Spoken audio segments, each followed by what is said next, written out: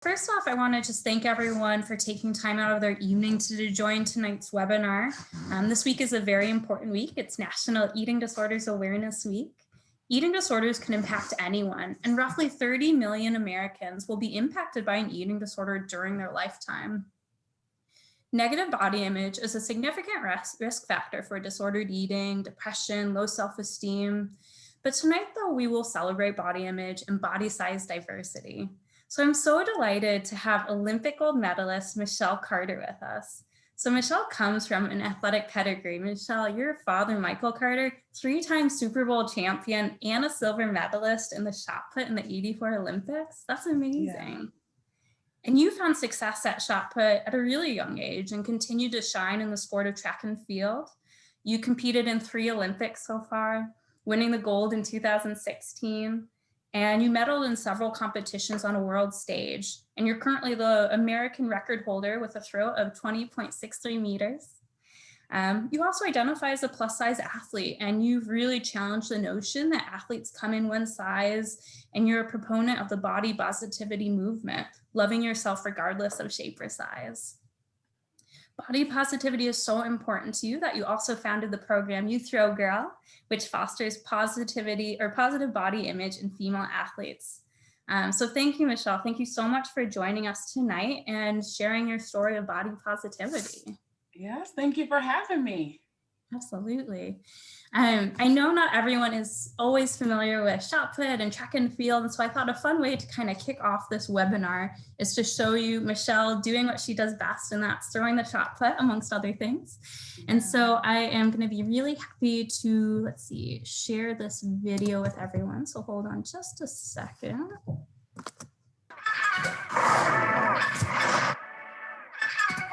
This is American Michelle Carter. She's sitting in silver medal position with 1 throw to go. Trey, she could just let this all hang out. Playing with house money at this point, Todd. And this throw on her final opportunity. Boom! She goes 67.8 1/4. So Michelle Carter goes into the lead. There is a new queen of the shot put. American Michelle Carter reigns supreme in Rio.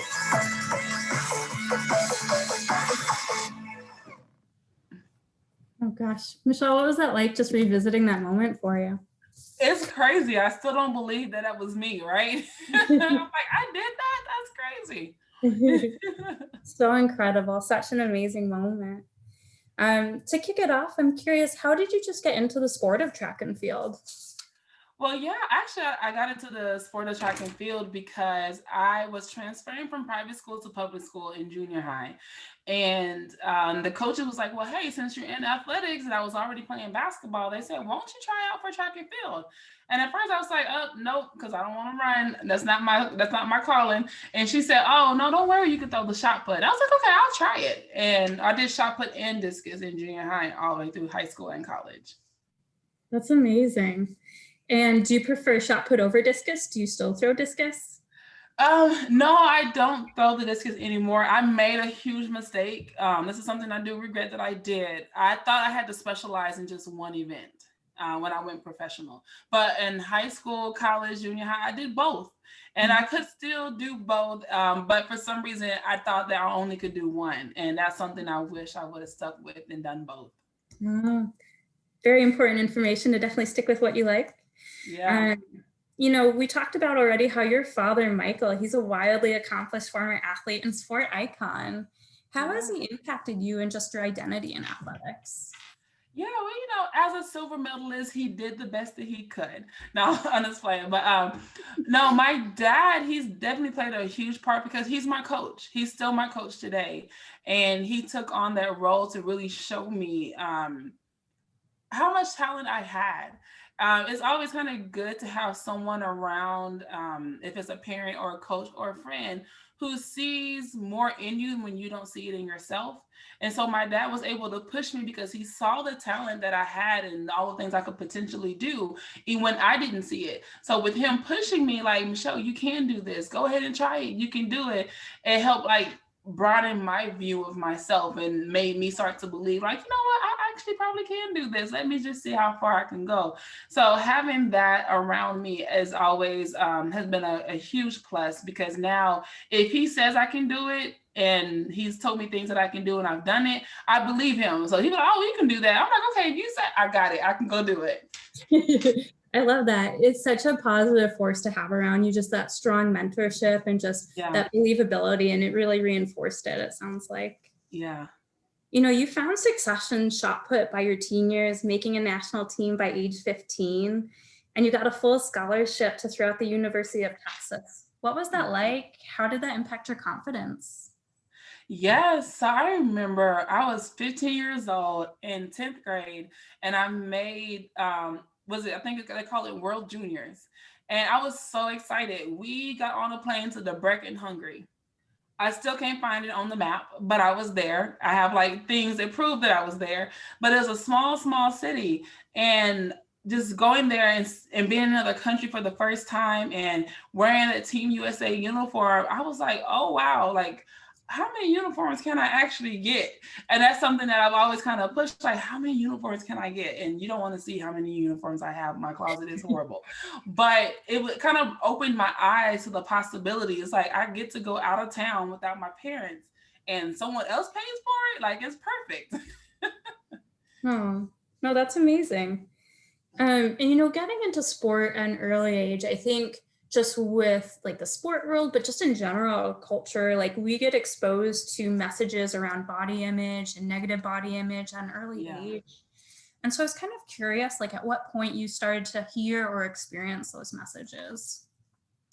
Well, actually, it's when I was young, because when I was in elementary school, before third grade, I was in a predominantly white school. And so being Black, you stick out, right? And then when I moved to Texas, when my dad retired from football, we moved to Texas. I went to predominantly a Black private school. But then I talked like I was a Valley girl from California. So therefore I stuck out. But then by the time I got to sixth grade, I was like head and shoulders taller than everybody in my class. And so while everybody else wasn't having to wear bras and stuff, I was. And so like I developed a little earlier than a lot of people in my class, so they would make fun of how big and how tall I was. But my parents always told me, like, that's okay, this is how you're supposed to be. Like, you're supposed to be big and tall because there's something you can do with your body. And so having that positive message from my parents, even though when other people make fun of me, I'm like, well, that's okay, because I'm gonna do something great with this, and keep messing with me if you want to, right? And so I really kind of just knew that the way that I am created, the way that I am is not by accident or by chance, it's on purpose. And these are things that I cannot change about myself. I can't change my hair, my skin tone. I've always been a thicker girl, and that's okay. So I embrace who I am, and I make what I have work for me. It really strikes me what you say, like you embrace what you have and you make it work for you and you fully accept all that and love it. And that's really something that strikes me in terms of like that body positivity movement. Can you talk a little bit about like what body positivity means to you and how you embrace it or practice it? Yeah, so for me, body positivity means accepting who you are today. So when I say that, I mean that sometimes we get caught up in who we want to be in the future, and then we get caught up in who we used to be, because you change, your body changes, and it doesn't stay the same. And you don't know what people are going through. And what really made this abundantly clear to me was in 2010, I was diagnosed with Hashimoto's disease. And it really changed my body and my makeup. I gained over 150 pounds with this disease. And it was out of my control until we figured out what was going on and how to control it. And I used to hold on to my old clothes, like one day I'm gonna lose weight, one day I'm gonna lose weight, one day I'm gonna lose weight, then I'm gonna be really good, I'm gonna do this and I'm gonna do that. And that day never came. right? And so I realized, like, why am I holding on to something and I'm making myself feel horrible by trying to squeeze into clothes that don't fit? I don't want to go anywhere because I don't feel like myself. And I just realized, like, you know what, Michelle, it's okay. If I have to go buy new clothes, that's all right, because I'm gonna feel better once I put those new clothes on. And I wanted to feel comfortable and confident. And so I realized, so when we talk about body positivity, we want to just appreciate the body that we have now. Because when I won the Olympics, I wasn't in the body that I wanted to be in. I was in the body that I had. And well, I'll share this with you all. At that time, as an athlete, you'd want to control your weight. But I won the Olympics and I weighed 300 pounds, but I didn't look like it because I have a lot of muscle mass. But that's just what it was. And even though I didn't have what I thought would be the perfect body, my body at that moment was perfect for what I needed that day. And so that's why when we talk about body positivity, just appreciating who you are today and loving it and taking care of that. So many things that you just touched on just resonate with me. I think about how, people sometimes are impacted by the bodies that they used to have. And, growth is just always going on. And I think especially when I think in the context of, let's say, high school athletes to collegiate athletes to professional athletes, the idea of being in the same body that you were in like your high school years, that's just not realistic. So I really love what you said there, where it's just like that body of the past, like we got to let it go and embrace what today offers. Yeah. Body positivity is so important to you that you also founded Youth Throw Girl in 2010. Can you talk a little bit about the messaging and the goals of that organization? Yeah, so at Youth Throw Girl Sports Confidence Camp is where we really build confidence in young female athletes of who they are as young women. Because as athletes, sometimes we get so caught up in our skills that we think that the skill that we have is who we are. Like, no, we're young women and you're a woman and you have so many great things going for yourself. Your skill just adds on how great you already are. So what I want to do is with this camp is build up the confidence in who they are as young women and knowing that anything else you do outside of just being you is extra, because who you are is enough. And we try to build them up with different activities and things that we do to kind of just give them information and skills, tips and tricks. So if they're ever in a situation, they have like, oh yeah, I remember this, or oh, okay, I could do this because I remember hearing this. So just kind of just give them little things that they can remember to help them on this journey to become great women. No, that is such important messaging. I think that's amazing that you do that and you founded that. I'm curious with Youth Throw Girl, is that something, especially in the past year with the pandemic, that like you've seen an uptick in like people reaching out to use the organization, or like have you converted it to being more of a virtual platform? Yeah, so this year we did have our camp and it was virtual.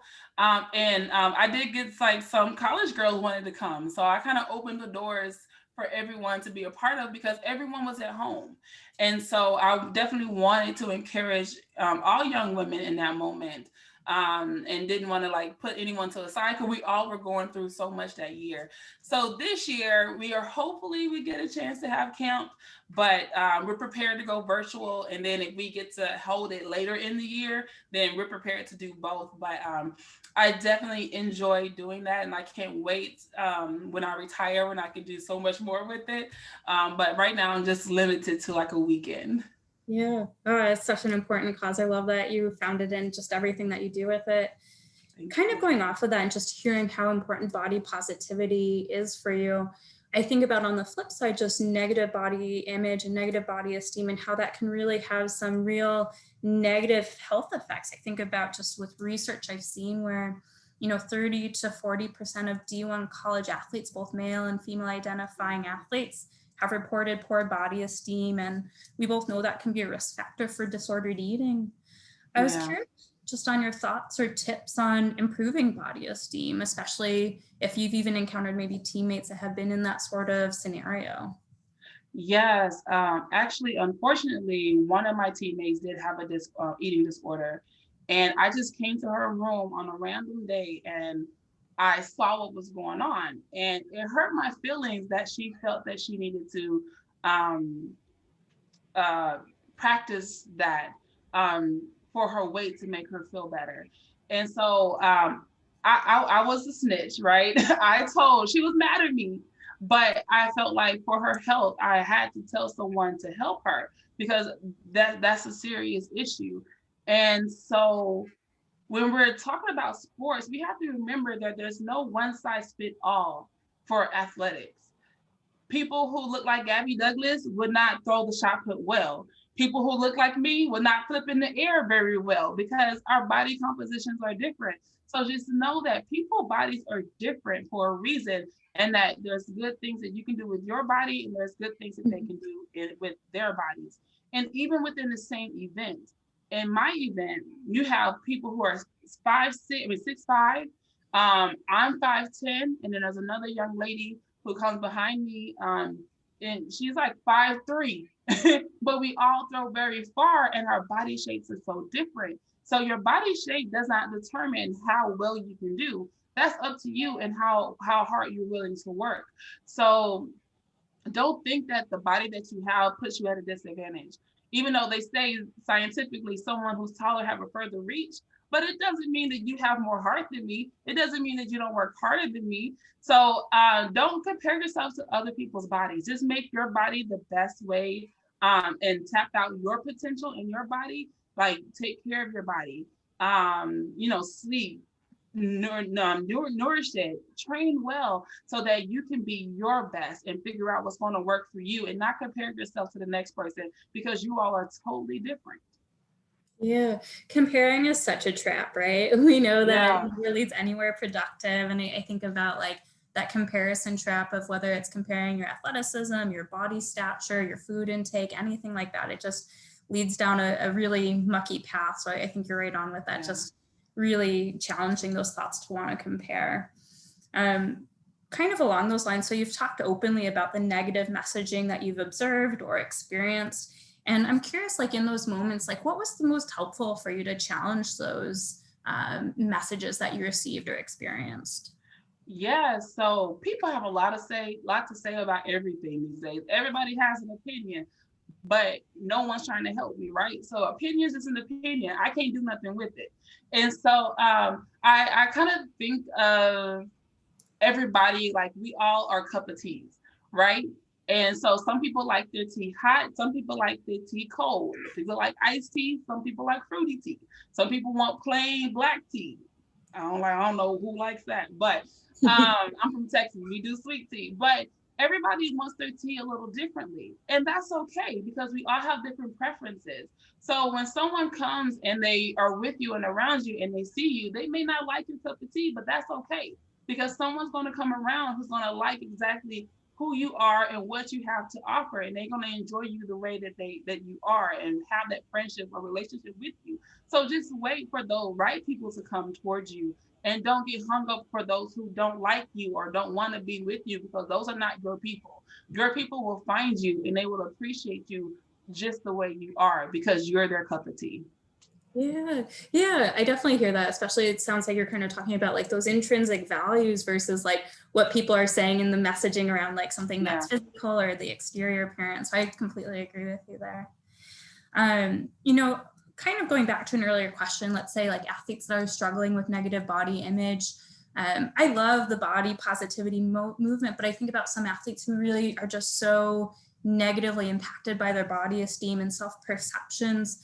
I'm curious if you have any thought for maybe people who feel like body positivity is too much of a stretch, and maybe is like what would be a more supportive starting point to make peace with your body? Yes, I really think that just start complimenting your body, really, to be honest. When I started to gain weight and my body started to change, because now I have this whole stomach situation I'm not quite used to, and I realized that one day I actually had to put on Spanx for a dress, and I was like, oh, wait a minute. But I realized that, you know what, that's okay. It's okay. I just feel like it just added a little extra to me, and that's all right. And so I started to say, you know what, Michelle, I love my stomach because I love my body and I love myself. And then when we start to really, and normally I feel like a lot of our negative body image comes from us comparing ourselves to each other. And when you compare, you're denying you're rejecting who you are. And so just think about it. Just start just saying appreciation for little things like my feet. I don't have the best feet, but I love my feet because I get to walk in these feet. These feet have taken me so many places. I have big feet and I'm kind of tall, so I need big feet so I can balance. So that's a plus, right? So we can change these things that we may not like about it, but change the narrative and just start with that. And you can grow into having more body positivity, but just know that your body that you have today is housing all of who you are right now. And it's doing its job. It's working properly. Like you get to breathe, you get to see, smell, you have all these things. So just appreciate those things and just start like, you know what? Okay, I thank you for letting me see today. I really appreciate you. And you start there, you can start to find in other little things, you can start to appreciate your body. And then it will grow into having better body positivity because you know that your body is functioning and it's keeping you alive today. Yeah, I love how you describe that too. It's like being able to just first acknowledge the things that your body enables you to do. So you like talked about how like, sure, you may not have like what you would initially say is like the best feet, but like the fact that they've brought you to so many amazing places, they've enabled you to do so many amazing things. Yeah. And over time, I think that more body positivity develops just from like what you said, like acknowledging like what it's allowed you to do and live the life that you want. Yeah. Along those lines with negative body image, I also think about the impact it has on mental health. So I think about how someone who's really impacted by negative body image may experience more increased depressive thoughts. They can experience like more self-isolation or low self-esteem. I was wondering on your thoughts about for anyone who may be struggling with negative mental health concerns and just what you think would be helpful and resources around that as well. Yes, I definitely say if this is something you really are struggling with and you're having a hard time pulling yourself up, ask for help. And people think asking for help is actually weakness. No, that's when you're actually the strongest. Because when we're in our strengths, we can do it all. But when you're actually hitting a weak spot and you're experiencing part of your weaknesses, asking for help is the strongest thing you can do. And you don't have to experience these things alone. And I know on college campus, you have your academic counselors, you have your coaches, and you even have the school's resources to find someone to help you walk through these things. Do not do it alone. That's the worst thing you can do because as humans, we are connected to each other. So having that connectivity with other people actually help bring your emotions up and bring back that joy and peace. But sometimes, we want to withdraw, but that's the worst thing we can do. And sometimes your teammates may not be the best person to help you at that time. And you may need someone who have more experience that can really help you go through this hump, but do not do it alone. That's really, really good advice. I think about like, peer support and teammate support certainly is helpful, but you're right, like leaning into the professional resources. And fortunately at Dartmouth, we also have a counseling center that are excellent in providing that mental health support as well. And for the athletes, we have DP2 as well as a good liaison for it. I think you're so right with that. Another thing I hear in terms of messaging, and I've heard this from so many different individuals and athletes of different sport types, is just that you have to be thinner to be better or faster. You need to have, this many muscles or a certain look, and essentially emphasizing like this one ideal body type to be successful. What's been really helpful for you, or a few things, I guess, that have been helpful for you in challenging that belief that there is one ideal body type to be successful? Man, I mean, just think about when you're little. Think about everybody who was in your class when you were 5 years old. Before anyone ever started doing push-ups or doing anything with their bodies, how different everybody's body was at that time. Because that's the way it's supposed to be. If we all look the same, it would be boring, right? And so having these different body types, that's, to me, that what makes the world beautiful. And you cannot limit the human body off of size. So let me tell you, as a thrower, I was the only thrower on Texas track and field team. So I did a lot of the workouts the sprinters did. So I would line up in the blocks with them. I could beat them for the first 20, 30 meters. After that, they got it, right? But I spiked up. I was in the blocks. I actually did 2-mile time trials, and I wasn't the last person. One time, the coach surprised me out of the blue and had me run a 400 time trial. Y'all thought I was gonna die, but I made it.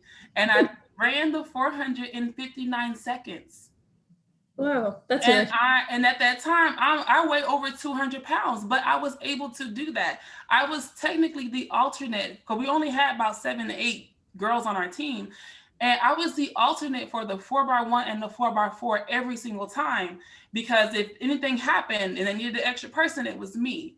And I was able to do those things, maybe not to their ability, but I wasn't far behind. And I pushed myself to be the best version of myself. So it didn't matter how big I was. There's people who are smaller than me and cannot run a 459 seconds, but I could.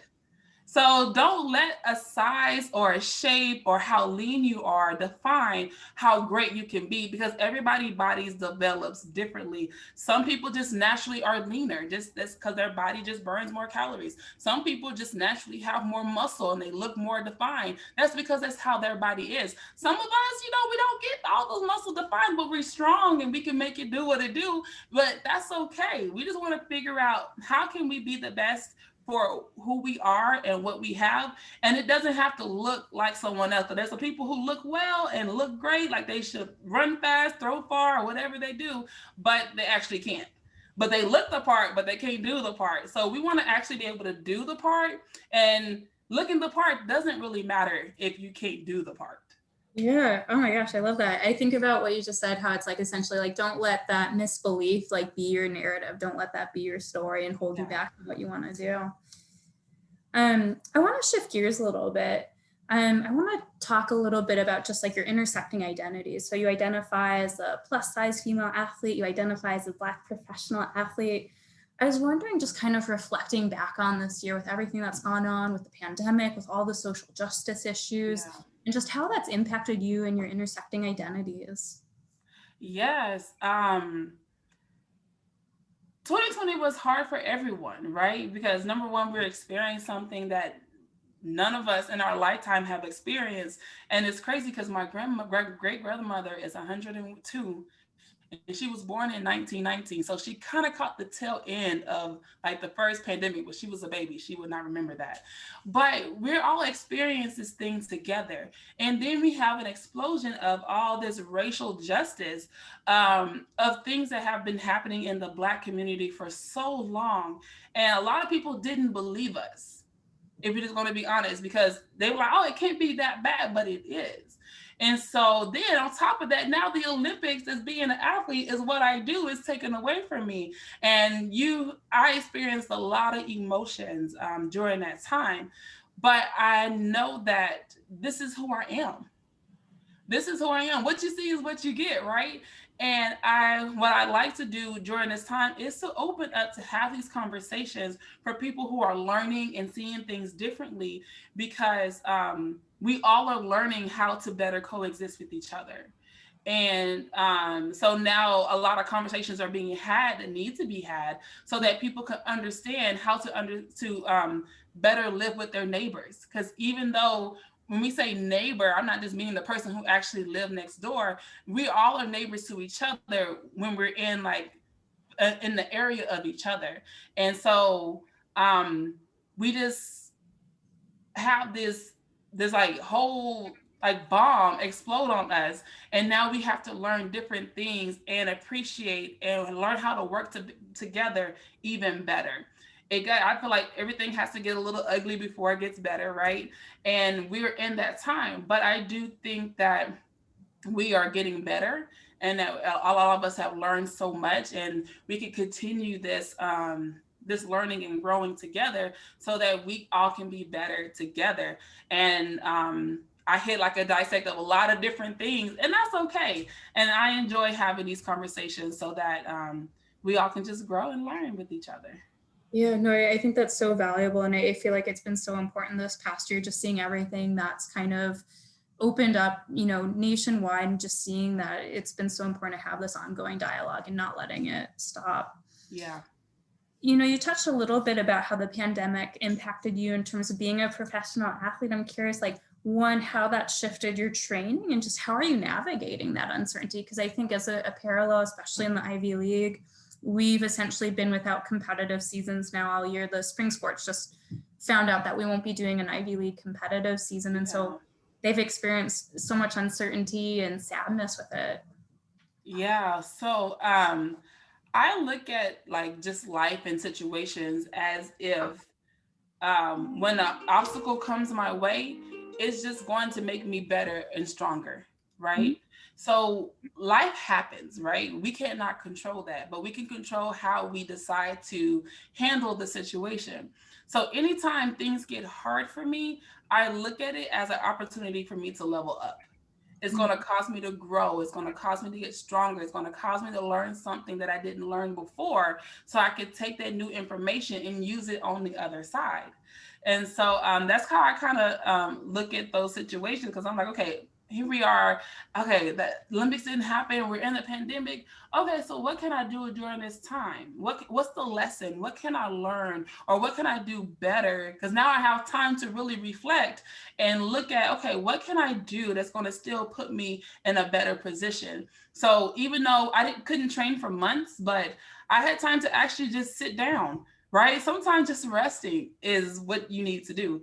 I was able to organize my house. I put up wallpaper. I was so excited and happy about that. Like, I was able to do things I normally wouldn't have the time to do. So I kind of used what I had and made the most of what was going on, and still found joy and peace in little things and that I can do, and still plan for the future, but always be ready to adjust your plan, because life is going to happen. That's guaranteed.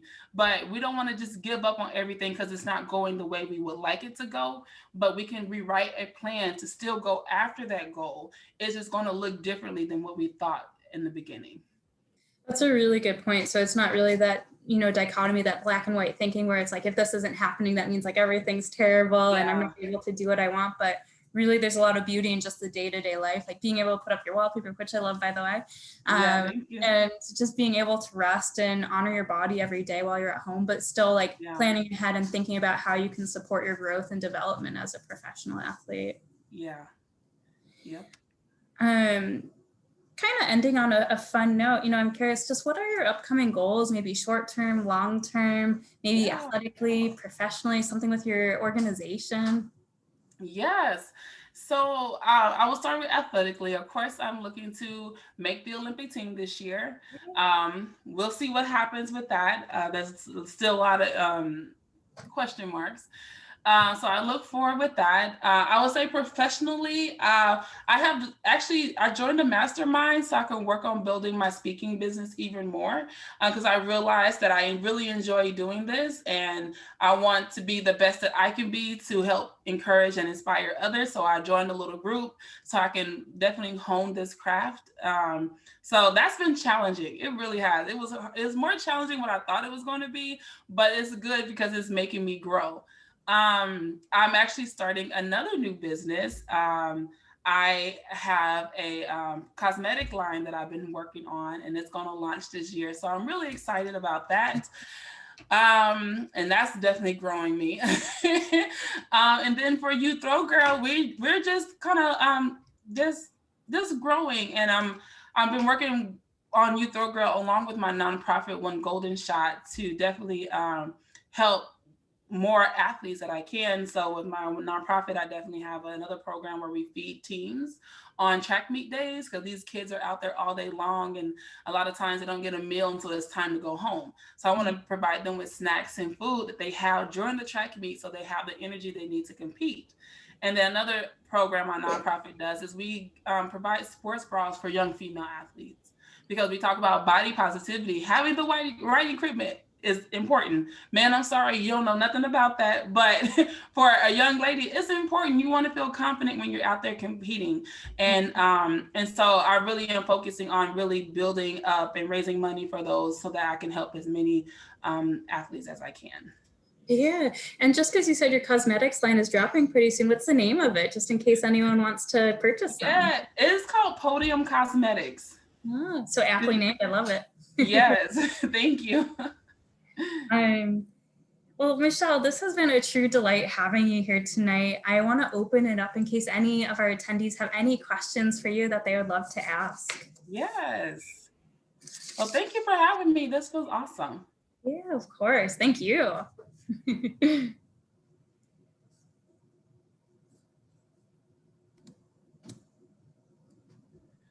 So we got to give everybody time to type something. Mm-hmm.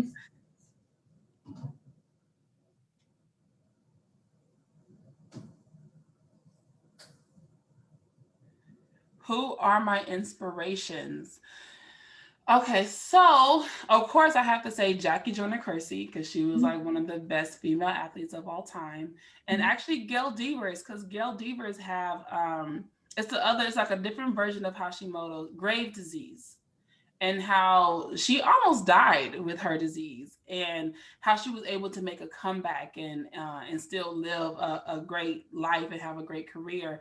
That was definitely inspiring for me. And of course, I have to say Serena Williams, like she's amazing in all the things that she does. And I'll throw my dad in there. He's all right. I'll throw him in there too. Okay, so thank you so much for being here. Oh, thank you. As someone who has competed in so many world stages and thrived in high pressure situations, what kind of strategies have you used to mitigate performance anxiety? Okay, that's a really good question.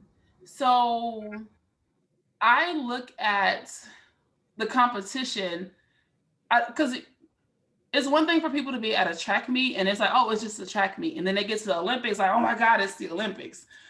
But what I realized is the shot put ring is still the same and my shot put is still the same. I use these things every single day. That doesn't change. I don't care about the people in the stands. They can't do anything to me. They can't help me, right? And so I really focus on the things that I do. So I worry about my shot put. I have the shot put ring is there, and then I pick only 2 or 3 points that I'm going to work on during the competition. I don't try to think about everything I need to do. I pick 1 or 2 things to focus on, no more than 3, as I'm in the competition. So as I throw and you have that downtime, instead of looking all in the stands, I kind of just hold my head down and kind of focus on a spot and visualize my throw for the next time I go. Because we know visualization is very important in sports. If you can see yourself doing it and you can get really clear picture in your head of you doing it, your body thinks you're actually doing it and it makes it easier for you to do. So over time, I think about, okay, this is what I did. All right, we want to change that. This is what I want to do.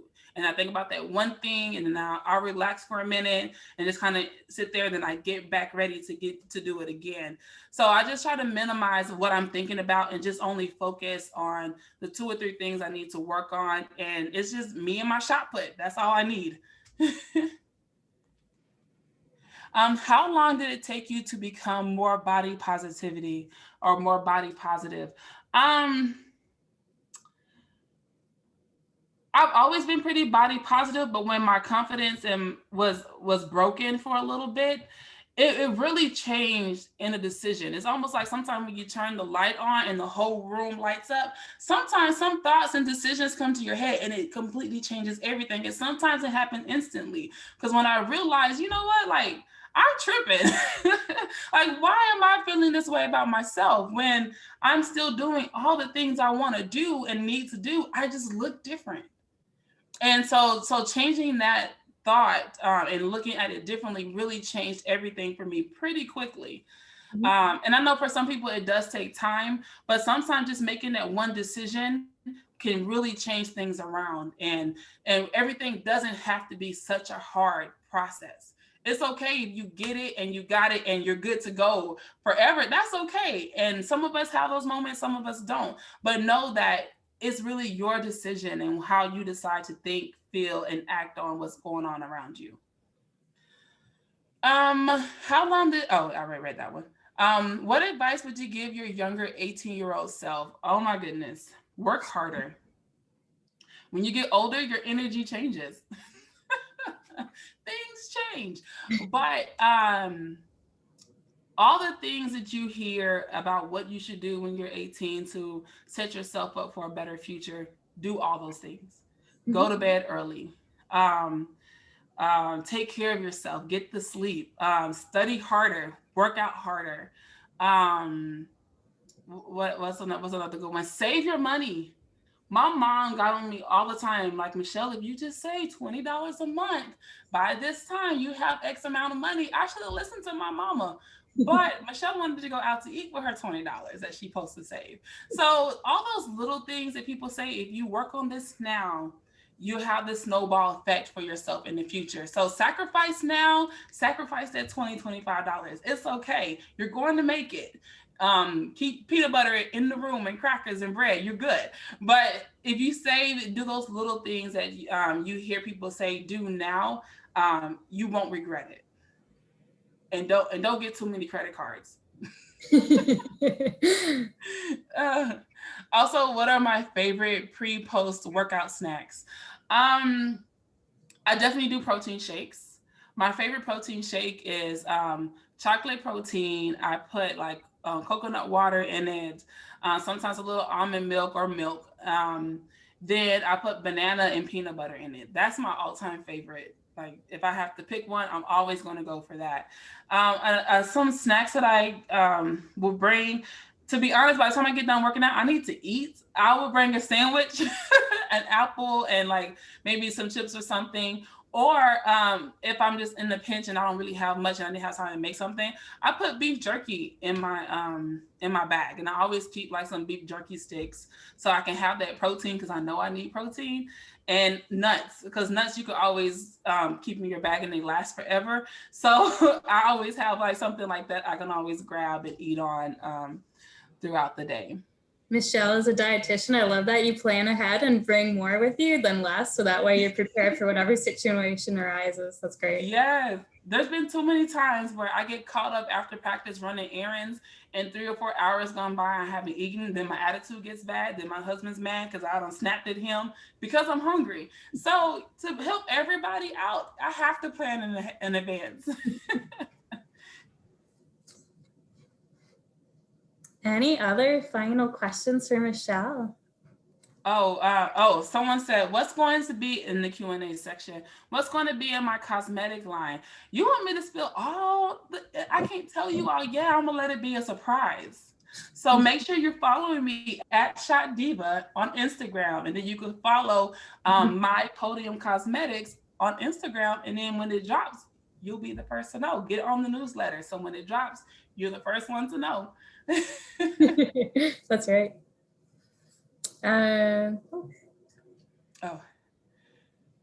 As an athlete, have I ever counted my calories, and what's your opinion about that? To be honest, I don't. What I try to do, I try to eat nutritionally dense food because I know that's going to give me the fuel that I need. And especially having an autoimmune disease, I know that nutrition is very important in how I fuel my body. So, and then when you eat nutritionally dense food, you get to have a little bit more than some other things because you have a little bit more room with the calories. So that's how I kind of treat that. So that way, I'm not going to sit there and count all the calories, because if I take a bite of something, I'm like, oh my gosh, like that would stress me out. So I don't, but I am mindful about the quality of food I put in my body. I think that's such a good approach, because I agree. I think calorie counting, like, one, it never feels good for people. It often feels like kind of shaming, or it honestly just feels like really rigid and can be difficult, honestly, in like real life application. So I think just choosing like more whole foods when that's possible, but also knowing processed foods are okay too in moderation. Yeah, no, it's true. Yeah. Has there been a time when my confidence was low and it affected my performance, and how did I bounce back? Yes, there was. I had a rough year in 2010. I questioned everything about myself, like my decisions in life, what I was doing, what I was going to do.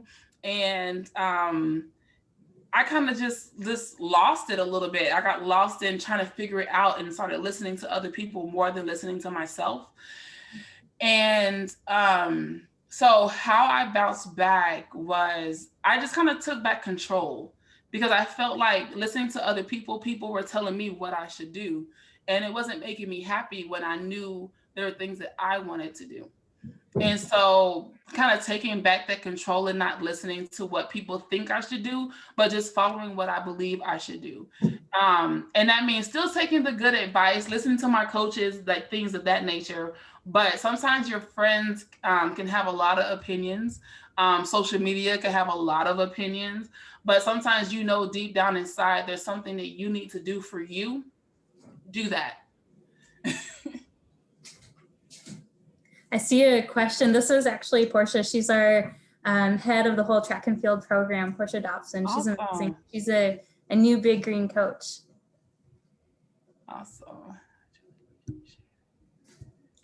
Okay, what has been the best advice you received for mental preparation?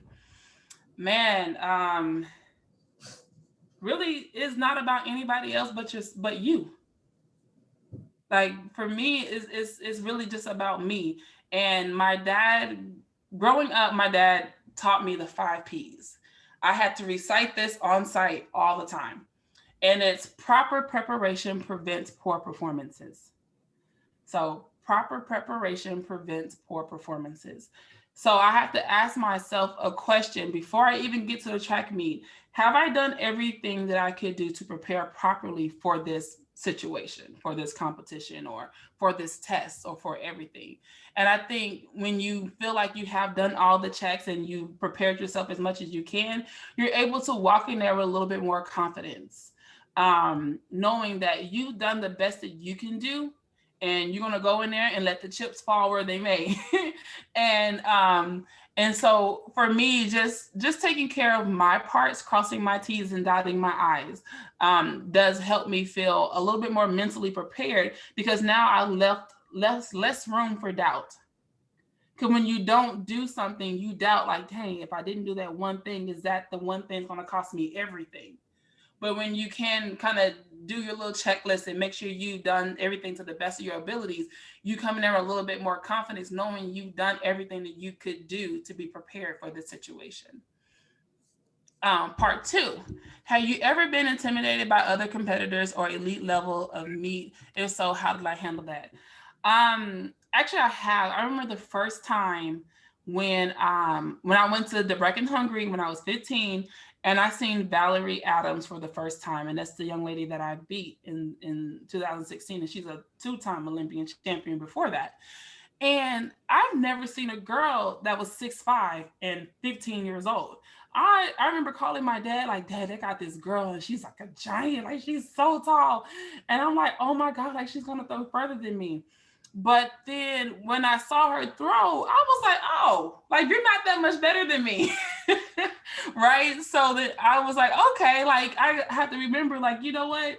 Looks are deceiving. Like, you don't judge a book by its cover. Just because it looks like it could be good doesn't mean that it's actually good. So I could, and I hate to say it like that, I could care less about my competitors and what they're doing, because I'm focused on what I need to do in that moment. And that's how I handle my competitors. And we're all friends in that moment. You don't exist. But then when we're done, hey girl, how you doing? And then, so yeah, and same thing for the meet. Like, the ring is the same, my shot put's the same, and I compete against the same women all the time. So it doesn't matter. I just come in, focus on myself to be my best. I see a question in the question box. How do you balance planning and preparing for the future with mindfulness and being in the moment? Yes. So I have, like, you know, your goals and you plan out what you're going to do, but I also plan to spend time with the people that I'm around. So like Sundays, I take completely off. Those are my family days. I know when my friends and my family birthdays are, so I try to plan in advance. So my workouts, I can leave open for time with people that I care about for their birthdays and things that are important to them when I can. It doesn't always work out, but I let them know, like, please know I'm thinking about you. And sometimes when we're trying to force things to happen before it's time, it gets a little frustrating. And sometimes I just have to press pause on something, because if I'm too stressed out trying to make something happen that's not working, I'll press pause and be like, let me just do something so I can enjoy today or right now. And so you know, so like I'll do that. So I know that if I focus too much on the future, I won't appreciate today. And I've done that. When you look back and you're like, so what happened? What's going on? So I kind of make sure that I am planning, but I do take moments where I can appreciate and spend time with those who are around me in this moment. Oh, so Karen said, what is the best piece of advice you ever been given? Whew. What's the best advice? That's a hard one. But I would say, and it sounds probably very cliche, especially all that we talked about, that that you are more than enough. Really believing that, because when we are going through life and you see your goals and you see other people doing their things, you think that you lack something. And it's not always that you lack something, you're just developing. You're not ready yet, and that's okay. But knowing that who you are today and what you have today is more than enough to accomplish everything you're going to accomplish. You don't have to turn into Superwoman. You're fine just the way you are. And thinking about that, just and putting it that way for me, because I used to be very self-conscious about speaking, because I felt like I speak in, lack of a better term, layman terms. I keep things very simple. I don't use all these big words and scientific words. That's not me. Break it down for me, and I'm gonna break it down for you so that we all are clear on what we're saying. I don't want to use words and you're like, what does that mean? I don't know. So I thought that I didn't sound professional and that my voice wouldn't be appreciated by the way I like to communicate and like to be communicated to. But then over time, the more I share, the more I realize people are like, oh, I love how you just keep it so simple. And I'm like, really? Like, I felt like maybe I didn't sound intelligent. But then I realized that there was a place for my voice just the way it is. And I don't have to change. Of course, I have to learn information and keep up with stats and current information, but I don't have to use those fancy words. That's not my style. And so just being myself, and that I'm okay just the way that I am and is more than enough, then I could relax and be myself, so that I'm able to inspire others, because people can see when you're fake and when you're making it up, and they can see when you are real. And I want to make sure I come across as real, because I want to have the biggest impact that I can. Yeah. I think your authenticity is so inspiring. Thank you. Yeah. Any final questions?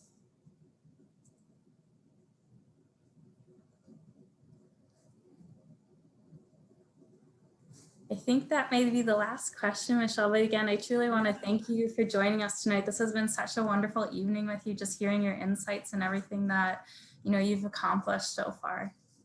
Yes, thank you for having me. Oh, I see Ian. Yes. Thank you. I appreciate that. Yeah. I love you all too. And definitely come visit Dartmouth. We'll definitely get you on a horse. Yes, when things clear up, I have to come on campus. That's going to be fun. Yeah. Amazing. Well, thank you all for tuning in tonight, and have a great evening. Thank you. Bye. Bye.